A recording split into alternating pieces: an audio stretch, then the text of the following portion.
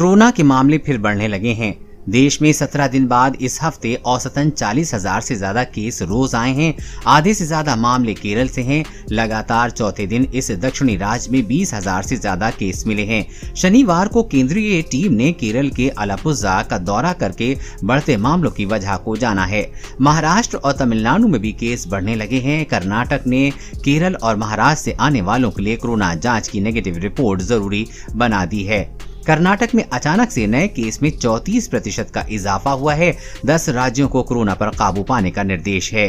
देश के 10 राज्यों में कोरोना के मामलों में तेजी को देखते हुए सरकार ने शनिवार को इन राज्यों के हालात की समीक्षा की। केंद्रीय स्वास्थ्य सचिव राजेश भूषण की अध्यक्षता में हुई इस बैठक में केरल, महाराष्ट्र, कर्नाटक, तमिलनाडु, उड़ीसा, असम, मिजोरम, मेघालय, आंध्र प्रदेश और मणिपुर के हालात की समीक्षा की गई। ये राज्य ऐसे हैं जहां पर या तो रोज दर्ज किए जाने वाले कोविड के मामले बढ़े हैं या पॉजिटिविटी रेट बढ़ गई है। राज्यों को क्या क्या करना होगा? स्वास्थ्य मंत्रालय के बयान के मुताबिक इन राज्यों में सर्विलांस बढ़ाने, संक्रमण को थामने और कोविड के बेहतर मैनेजमेंट के लिए किए जाने वाले उपायों पर चर्चा हुई है। इसमें कहा गया है कि जिन सभी जिलों में पॉजिटिविटी रेट 10% से ज्यादा है, उन्हें अपने यहाँ लोगों की आवाजाही पर पाबंदी लगानी होगी। भीड़ को जमा नहीं होने देना होगा और लोगों को मिलने जुलने से रोकना होगा। अगर ऐसे जिलों में जरा भी ढिलाई हुई तो हालात बेकाबू होंगे। राज्य से टेस्टिंग बढ़ाने को भी कहा गया है। केरल और महाराष्ट्र बढ़ी है टेंशन।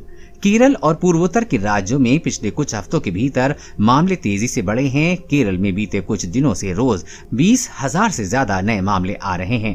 केंद्र सरकार ने माइक्रो कंटेनमेंट जोन पर जोर देने को कहा है। राज्य सरकार ने जिलों को सलाह दी है कि जिन भी जगहों पर एक साथ कई मामले आ रहे हैं, वहां पर छोटे छोटे कंटेनमेंट जोन बनाए जाएं। इसके अलावा संक्रमित शख्स के संपर्क में आने वाले लोगों की जाँच, क्वारंटीन पे ध्यान देने को कहा गया है। राज्य में शुक्रवार को 20,000 से ज्यादा नए केस आए थे, जबकि पॉजिटिविटी रेट 13.61% से ज्यादा है। भारत में कोरोना के दैनिक मामले जिस तरह से आ रहे हैं, उसे देखकर ऐसा लग रहा है कि ये महामारी इतनी जल्दी खत्म होने वाली नहीं है।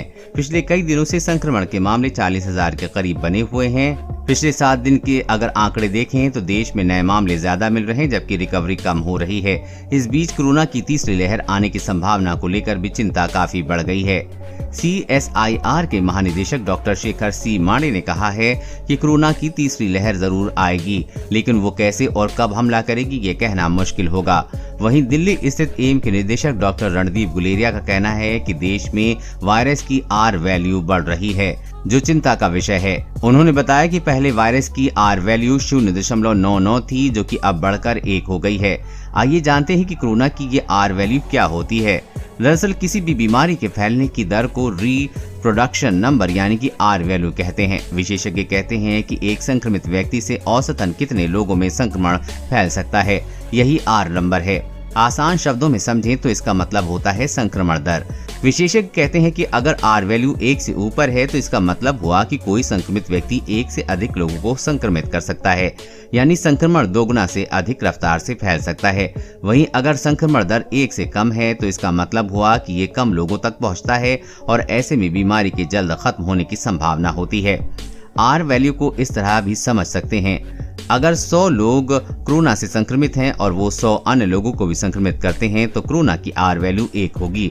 लेकिन अगर वो 100 लोग 80 लोगों को ही संक्रमित कर पा रहे हैं तो R वैल्यू 0.80 होगी।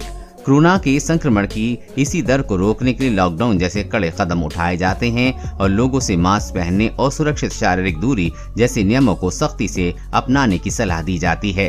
कोरोना वायरस की दूसरी लहर से सबसे ज्यादा खतरा डायबिटीज के मरीजों को बताया जा रहा है। कई ऐसे मामले भी सामने आए हैं जहां कोरोना होने के बाद मरीजों को ब्लड शुगर बढ़ा हुआ पाया गया है। कोरोना और हाई ब्लड शुगर न सिर्फ मरीजों के लिए जानलेवा बना है, बल्कि इससे कई लोगों में ब्लैक फंगस का खतरा भी बढ़ गया है।